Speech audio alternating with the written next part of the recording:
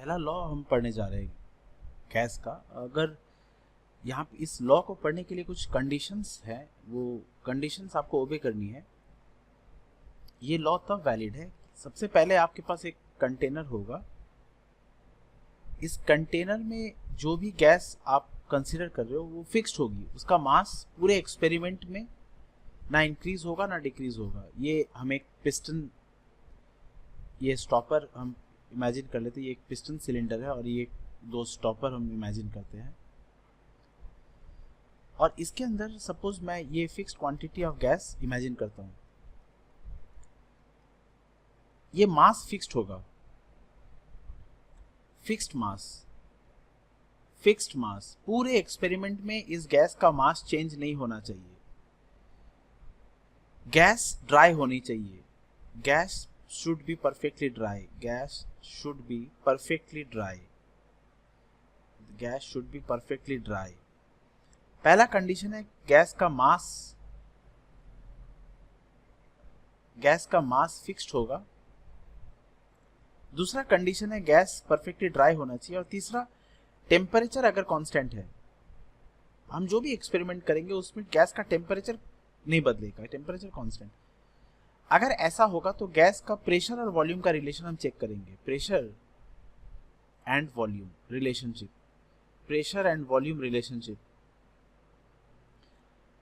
इस कंडीशन में गैस का प्रेशर और वॉल्यूम रिलेशन जो है वही हमें बॉयल्स लॉ बताता है, ये हमें बॉयल्स लॉ से पता चलता है।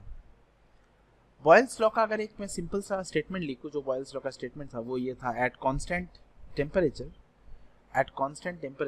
टेम्परेचर चेंज नहीं होगा, at constant temperature volume, the volume of a definite mass, the volume of a definite mass of a gas, of a perfectly dry gas, is inversely proportional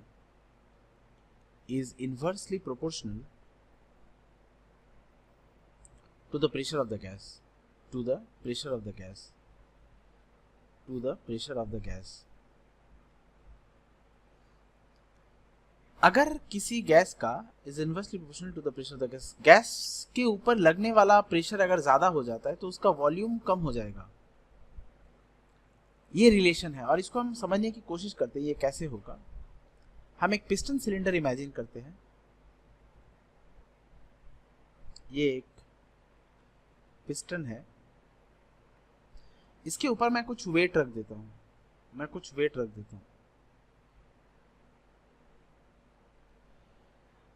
ये wait अगर इस तरह से इक्विलिब्रियम में है, मतलब इस सिलेंडर के अंदर जो गैस हमने ली है, हम जानते हैं गैस का भी अपना एक प्रेशर होता है, इस गैस का अपना एक प्रेशर है और आपने जो ऊपर वेट रखा है उसका भी एक प्रेशर होगा। सो ये प्रेशर नीचे की तरफ और गैस का प्रेशर ऊपर की तरफ। अगर ये सिलेंडर मूव नहीं कर रहा, मतलब ये इक्विलिब्रियम में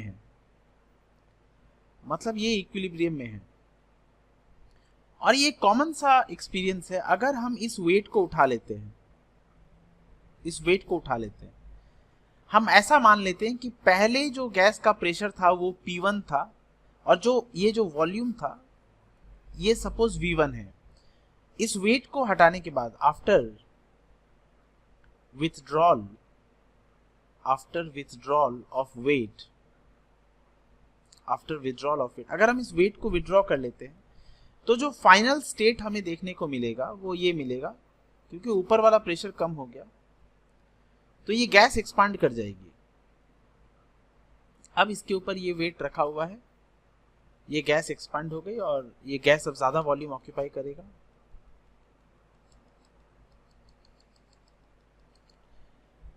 और इस केस में जो वॉल्यूम है वो बढ़ गया,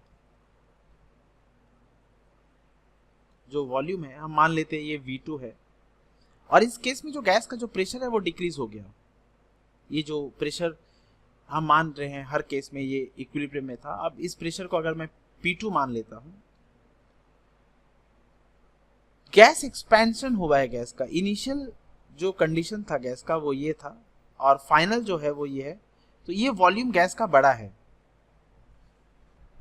सो इस सिंपल से एक्सपेरिमेंट से हम ये कंक्लूड कर सकते हैं कि जो वॉल्यूम V2 है वो ज़्यादा है वॉल्यूम V1 से, और ऐसे परिस्थिति में हमने देखा जो प्रेशर P1 था वो ज़्यादा था प्रेशर P2 से। इस केस में गैस के ऊपर जो वेट है वो कम है, और अगर ये वैल्यू कम है तो हम ये मानते हैं कि गैस का प्रेशर भी डिक्रीज हो चुका है। सो प्रेशर के डिक्रीज होने से वॉल्यूम बढ़ गया, और प्रेशर एक रिलेशन हम ऐसे लिख सकते हैं कि अगर गैस के ऊपर प्रेशर कम हो जाता है तो उसका वॉल्यूम बढ़ जाता है, और उल्टा भी हम यही बोलेंगे कि अगर गैस के ऊपर प्रेशर बढ़ जाता है, अगर हम इसके ऊपर एक वेट और रख देते थे, हम ऐसा मान लेते हैं कि इसके ऊपर एक वेट और रख देते हैं, तो जो गैस का फाइनल वॉल्यूम होता वो और कम हो जाता, वो और कम हो जाता। ऐसे परिस्थिति में हम इसको ऐसे बनाते, ये वॉल्यूम होता, ये वॉल्यूम होता। अब इस वॉल्यूम को हम मान लेते हैं अगर V3, तो इस केस में जो प्रेशर होता वो भी अलग होता, वो P3 होता। ये है बॉयल्स लॉ, प्रेशर और वॉल्यूम का रिलेशन। प्रेशर और वॉल्यूम का रिलेशन, एक पर्टिकुलर गैस का जो प्रेशर है और उस गैस का जो वॉल्यूम है उसके बीच का आपस का रिलेशन कैसा है। अगर टेम्परेचर कांस्टेंट है और गैस का मास फिक्स्ड है, गैस परफेक्टली ड्राई है, तो जो वॉल्यूम है गैस का वो प्रेशर के साथ इनवर्स रिलेशनशिप में रहता है। यही है बॉयल्स लॉ।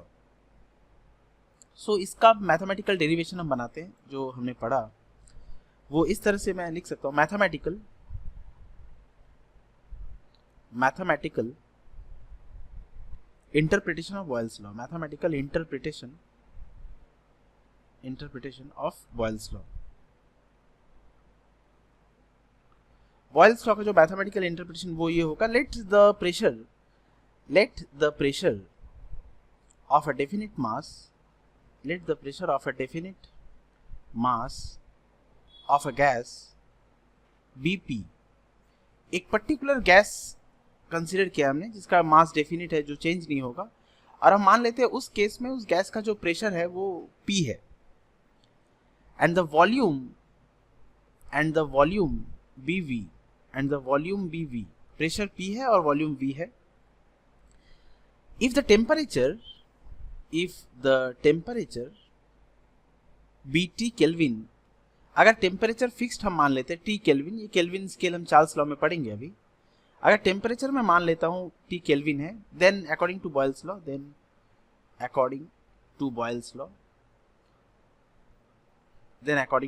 हम जानते हैं V volume is inversely proportional to the pressure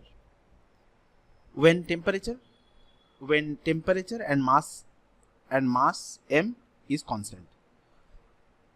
ये बहुत इंपॉर्टेंट है बच्चों, टेम्परेचर और मास जब कांस्टेंट है तभी ये रिलेशन वैलिड है, वरना ये रिलेशन वैलिड नहीं होगा। अगर टेम्परेचर और मास कांस्टेंट है तभी ये रिलेशन वैलिड है, वरना ये रिलेशन वैलिड नहीं होगा। और इसको अगर हम प्रोसीड करते हैं फर्दर, सो मैं इसको ऐसे लिख सकता हूँ, so V is directly proportional to the P inverse, और इस प्रोपोर्शनल साइन को हटाने के लिए कांस्टेंट ले लेते हैं, let the constant be K, so V is equals to K P inverse. So अब इसको अगर मैं इधर ले आता हूं तो ये हो जाएगा PV is equals to K which is any constant, rather K is proportionality constant, it is proportionality constant। So जो बात हमें देखने को मिली वो ये है कि प्रेशर ऑन ए गैस, एक गैस के ऊपर जो प्रेशर है, and its volume, pressure on A gas and its volume, एक गैस का प्रेशर और उसका जो भी वॉल्यूम है ये हमेशा एक कांस्टेंट वैल्यू देता है, अगर आप ऐसे इमेजिन करो कि एक पर्टिकुलर गैस आपके पास है, मैं इसका आपको फिजिकल इंटरप्रिटेशन भी बताऊंगा इस रिलेशन का। एक पर्टिकुलर गैस अगर हम इमेजिन करते हैं, मान लेते हैं इस केस में इसका प्रेशर P1 है और इसका वॉल्यूम V1 है। सो अगर मैं P1 और V1 को मल्टीप्लाई करता हूं तो ये एक वैल्यू मुझे मिलेगा, और ये फिक्स्ड होगा गैस के लिए। और ये फिक्स्ड क्यों होगा, अब आप समझो कि प्रेशर को अगर हम लिखते हैं फॉर्मूला में तो ये थ्रस्ट अपॉन एरिया, और वॉल्यूम को हम जानते हैं ये area into length. So area cancel हो जाएगा, और थ्रस्ट का जो यूनिट है वो न्यूटन, और लेंथ का जो यूनिट है वो मीटर। न्यूटन मीटर को हम जानते हैं ये वर्क है, force into displacement, force into displacement, ये वर्क है। और वर्क हमेशा एनर्जी का एक सिंप्लीफाइड, हम एनर्जी जब बोलते हैं सिंप्लीफाइड वर्ड में तो स्पेसिफिकली उसको कभी कभी मेंशन करने के लिए हम वर्क बोलते हैं। सो ये है कि प्रेशर और वॉल्यूम को मल्टीप्लाई करने पे मुझे जो क्वांटिटी मिल रही है वो एनर्जी है, और किसी भी सिस्टम का एनर्जी कांस्टेंट रहेगा। इसीलिए मैं कह रहा था कि अगर टेम्परेचर कांस्टेंट रखते हो और मास कांस्टेंट रखते हो, अगर आप मास निकाल लेते हो या डाल देते हो तो मास के साथ कुछ सिस्टम में एनर्जी का चेंज हो सकता है, टेम्परेचर से तो एनर्जी चेंज होती है, तो ऑब्वियस है। तो अगर आप टेम्परेचर और मास को कांस्टेंट रखते हो तो उस सिस्टम का जो भी एनर्जी होगा वो फिक्स्ड होगा। अगर आप प्रेशर को बढ़ा दोगे तो एनर्जी फिक्स रखने के लिए वॉल्यूम अपने आप को डिक्रीज कर देगा। अगर आप प्रेशर घटा दोगे तो एनर्जी को फिक्स रखने के लिए वॉल्यूम अपने आप को इंक्रीज कर देगा, और इसी तरह से एक सिस्टम की एनर्जी कांस्टेंट रह सकती है। यही है बॉयल्स लॉ, यही है बॉयल्स लॉ। एक गैस पे जो भी प्रेशर है और उसका वॉल्यूम को अगर आप मल्टीप्लाई करते हो तो वो कांस्टेंट आता है। क्यों कांस्टेंट आता है हम समझ गए, क्योंकि ये एक एनर्जी टर्म को जन्म देता है, ये एक एनर्जी टर्म होगा। सो इसी से मैं ये कह सकता हूं कि एक डिफरेंट स्टेट में, सपोज एक पर्टिकुलर स्टेट में जो प्रेशर और वॉल्यूम था वो P1 V1 था, एक पर्टिकुलर स्टेट में ये P2 V2 था, एक पर्टिकुलर स्टेट में ये P3 V3 था। अगर मैं ऐसा मान लेता हूं तो मैं बॉयल्स लॉ के अकॉर्डिंग ये बोल सकता हूं कि P1 V1 हमेशा P2 V2 हमेशा P3 V3 के बराबर होगा। ये हमेशा कांस्टेंट होगा, ये हमेशा एक कांस्टेंट होगा, क्योंकि ये सारे एनर्जी टर्म है। यही है बॉयल्स लॉ, यही है बॉयल्स लॉ। सो बॉयल्स लॉ का स्टेटमेंट पढ़ने के बाद और मैथमेटिकल रिलेशन देखने के बाद हम अब ग्राफिकल रिप्रेजेंटेशन में आते हैं। Graphical representation of Boyle's law, graphical representation, graphical representation of Boyle's law.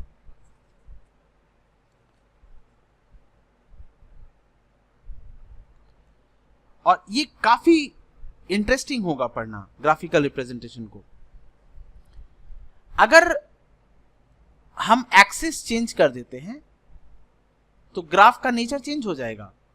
मैं अगर प्रेशर को और वॉल्यूम को प्लॉट करता हूं बॉयल्स लॉ के अकॉर्डिंग, टेम्परेचर फिक्स रहेगा, T कांस्टेंट। जब प्रेशर बहुत कम है, जब प्रेशर बहुत कम होगा, जब प्रेशर बहुत कम होगा वॉल्यूम बहुत ज्यादा होगा, वॉल्यूम बहुत ज्यादा होगा। और अगर प्रेशर बढ़ जाता है तो वॉल्यूम डिक्रीज होने लगेगा, फिर प्रेशर बढ़ जाता है तो वॉल्यूम फिर डिक्रीज हो जाएगा, फिर प्रेशर के बढ़ने पर वॉल्यूम फिर डिक्रीज हो जाएगा। ये रिलेशन हमें मिलेगा बॉयल्स लॉ का, यही है। और इसको अगर हम जोड़ देते तो ये ग्राफ कुछ ऐसे नेचर का आएगा, ये नेचर का ग्राफ आएगा। ये नेचर होगा जब P और V को हम प्लॉट करेंगे। Y एक्सिस में प्रेशर होगा, X एक्सिस में वॉल्यूम, और ये नेचर चेंज हो जाएगा। अगर मैं आपको Y एक्सिस में PV दे देता हूं और X एक्सिस में वॉल्यूम, तो क्योंकि P और V हमेशा कांस्टेंट है, P और V का प्रोडक्ट हमेशा कांस्टेंट है, तो वॉल्यूम के चेंज होने पे PV का वैल्यू चेंज नहीं होगा। ये एक स्ट्रेट लाइन मिलेगी आपको वॉल्यूम एक्सिस के बराबर। और इसी तरह से मैं अगर आपको PV वर्सेस P का प्लॉट देता हूं, इस एक्सिस में PV और इस एक्सिस में P, क्योंकि P और V हमेशा कांस्टेंट रहेगा तो प्रेशर के चेंज होने पर भी ये वैल्यू हमेशा सेम रहेगा। ये स्ट्रेट लाइन होगा पैरेलल टू वॉल। हाँ, ग्राफिकल रिप्रेजेंटेशन को अगर और कंटिन्यू करते हैं इलैबोरेटेड फॉर्म में तो कुछ ऐसे ग्राफ्स भी बनेंगे। अगर आपको ऐसा ग्राफ दे दिया जाए P वर्सेस 1/V का प्लॉट, ये PV नहीं है, ये जैसे मैंने ऊपर में P वर्सेस V किया है, ये P वर्सेस 1/V का प्लॉट है। और इस प्लॉट का नेचर क्या होगा हम देखते हैं। कुछ और प्लॉट्स हम लेते हैं, जैसे एक अगर हम log P versus log V का प्लॉट लेते हैं तो भी एक प्लॉट बन जाएगा। एक प्लॉट ऐसा भी हो सकता है log P versus log 1/V। तो ये कुछ अलग अलग तरह के प्लॉट हो गए। अब हम देखते हैं ये इनका नेचर कैसा आएगा। हम log, इसको जो हमारा इक्वेशन है बॉयल्स लॉ का, जो मैथमेटिकल इक्वेशन है PV is equals to K, इसको हम log फंक्शन में अलग करेंगे। सो P वर्सेस 1/V का अगर हम प्लॉट देखते हैं तो ये बहुत सिंपल से हम बता सकते हैं कि P जो है वो K इंटू 1/V है। और क्योंकि Y एक्सिस में मैंने P को लिखा है और X एक्सिस में मैंने 1/V को लिखा है और K एक कांस्टेंट है, तो इसको मैं इस फॉर्म में लिख सकता हूँ Y is equals to mx। Intercept यहाँ पर कुछ नहीं है, इंटरसेप्ट 0 है। y is equals to mx जो लाइन है वो स्ट्रेट लाइन होगी और पासिंग थ्रू द ऑरिजिन, कोई इंटरसेप्ट नहीं होगा। तो इसका जो प्लॉट हमें मिलेगा वो इस तरह का मिलेगा। log p और log v, log p और log 1/v, इसको करने के लिए इस फंक्शन को हमें log में एक्सप्रेस करना होगा। हम करते हैं। अगर हम pv is equals to k लेते हैं और दोनों साइड में log ले लेते हैं, तो ये log p versus log v is equals to log k आएगा और log p is equals to log k minus log v। और इस इक्वेशन को अगर आप अरेंज करते हो तो ये log p is equals to, मैं इसको ऐसे लिख सकता हूँ, log v plus log k। So ये y एक्सिस है हमारा, और यहाँ पर जो m है उसको मैं माइनस, ये m को मैं अगर -1 मान लेता हूँ तो ये mx प्लस c के फॉर्म में आ रहा है, जहाँ स्लोप नेगेटिव है। सो इंटरसेप्ट यहाँ पर है log k और ये नेगेटिव होगा नेचर, तो ऐसे कुछ इसका नेचर आएगा, ये नेचर होगा। ये इंटरसेप्ट है log k और इसका जो इंटरसेप्ट स्लोप है वो -1 आ रहा है और ये इसका नेचर होगा। अब log p और log 1/v को अगर प्लॉट करते हैं तो इसको भी हम कर लेते हैं। p is equals to k into 1/v and इसको अगर log फंक्शन में ले लेते हैं, so it will be log p is equals to log k plus log 1/v। ये हमारा y एक्सिस, ये हमारा c, और यहाँ पे इंटरसेक्ट, इसको मैं mx इस फॉर्म में लिख दिया। सो स्लोप यहाँ पर पॉजिटिव है और ये इंटरसेप्ट भी है, so y is equals to mx plus c का फॉर्म ले रहा है ये। तो ये कुछ इस तरह का हो जाएगा, ये कुछ इस तरह का हो जाएगा। तो अलग अलग तरह के हमें फॉर्म मिल जाते हैं बॉयल्स लॉ से, ग्राफिकल रिप्रेजेंटेशन। अगर आपको p वर्सेस v प्लॉट करने दिया जाता है तो वो नेचर ऐसा आएगा। अगर आपको pv वर्सेस v दिया जाता है तो pv वर्सेस कुछ भी प्लॉट, ये एक स्ट्रेट लाइन ही होगी, pv वर्सेस pv एक स्ट्रेट लाइन होगा। p वर्सेस 1/v इस तरह का होगा जब टेम्परेचर कांस्टेंट है। p log p और log v का इस तरह का होगा, log p और log 1/v का नेचर इस तरह का होगा। और इधर एक क्वेश्चन हम कर लेते हैं कि हम p वर्सेस 1/v का जो नेचर हमने देखा, इसको हम 2 टेम्परेचर में ले लेते हैं। इसको 2 टेम्परेचर में एक ग्राफिकल क्वेश्चन भी हम कर सकते हैं इसमें से। ये p है और ये 1/v है। एट एक पर्टिकुलर टेम्परेचर में जब ग्राफ प्लॉट किया तो ये मैं मान लेता हूं T1 है, और एक टेम्परेचर हम ले लेते हैं, ये हम मान लेते हैं टेम्परेचर T2 है। अब क्वेश्चन ऐसा है कि आपको ये बताना है कि whether T1 is greater than T2, temperature की बात कर रहा हूं मैं, weather T2 is greater then T1 और weather T1 is equals to T2। इसमें से हम तीनों में से कौन सा करेक्ट ऑप्शन होगा, ये हमें अब जज करना है। अब ये करने के लिए आपको एक 1/v को कांस्टेंट लेना होगा। अगर मैं 1/v को कांस्टेंट ले लेता हूं दोनों लाइन में, तो जब 1/v कांस्टेंट है तो T1 का जो प्रेशर है वो इस तरह का है कुछ, और जो T2 का प्रेशर है इसको मैं मान लेता हूं P1 और इसको मैं मान लेता हूं P2। जब 1/v कांस्टेंट है तो T1 टेम्परेचर के लिए जो प्रेशर मुझे मिल रहा है वो P1 है, और T2 टेम्परेचर के लिए जो प्रेशर मुझे मिल रहा है वो P2 है। और क्योंकि ये प्रेशर की एक्सिस है तो हम जानते हैं P1 is greater then P2। अब ये कहने में कोई संकोच नहीं कि जैसे जैसे गैस का टेम्परेचर बढ़ेगा उस सेम वॉल्यूम में गैस का प्रेशर का वैल्यू ज्यादा होगा। सो क्योंकि P1 ज्यादा है P2 से फॉर सेम 1/v वैल्यू, तो हम सिंपली बता सकते हैं कि जो T1 है वो भी ज्यादा है T2 से। सो ये ऑप्शन हमारा करेक्ट होगा। तो ये बॉयल्स लॉ का स्टेटमेंट था। मैथमेटिकल डेरिवेशन भी हमने देखा और ग्राफिकल रिप्रेजेंटेशन किस किस तरह से हो सकते हैं वो भी हमने देखा। ये था बॉयल्स लॉ के बारे में। एक क्वेश्चन सिंपल सा मैं आपसे पूछता हूं, जब हम साइकिल को पंप करते हैं, जब हम साइकिल में पंप करते हैं तो हम प्रेशर लगा रहे होते हैं, और प्रेशर लगाने से जो टायर का वॉल्यूम है वो बढ़ जाता है। प्रेशर के बढ़ाने पर वॉल्यूम कम होना चाहिए था, यही बॉयल्स लॉ बोलता है, यही बॉयल्स लॉ कहता है। पर जब मैं साइकिल में पंप कर रहा होता हूँ, मैं प्रेशर लगाता हूँ और वॉल्यूम बढ़ जाता है। तो प्रेशर के लगाने से वॉल्यूम कैसे बढ़ जाता है? क्या ये बॉयल्स लॉ को डिनाई करता है, बॉयल्स लॉ को ओबे नहीं करता? तो ऐसा नहीं है। बॉयल्स लॉ में हमने कंडीशन देखा है eight constant temperature at constant temperature and fixed mass of dry gas and fixed mass of gas। क्योंकि हर वक्त जब हम साइकिल में पंप कर रहे होते हैं हम गैस अलाउ करते हैं अंदर जाने के लिए, क्योंकि मास फिक्स नहीं है, इसलिए बॉयल्स लॉ ओबे नहीं करता। बॉयल्स लॉ तभी ओबे करता है जब मास फिक्स्ड हो, क्योंकि हर बार जब हम पंप करते हैं तो हम गैस को अलाउ करते हैं एंटर करने के लिए, मास बढ़ता जाता है और मास बढ़ने की वजह से प्रेशर बढ़ता है और वॉल्यूम बढ़ता जाता है। तो ऐसा नहीं है कि यहाँ पर बॉयल्स लॉ ओबे नहीं करता, यहाँ पर वो कंडीशन ही मेंटेन नहीं की हमने। सो ये था पूरा बॉयल्स लॉ के बारे में। अब हम चार्ल्स लॉ पढ़ते हैं।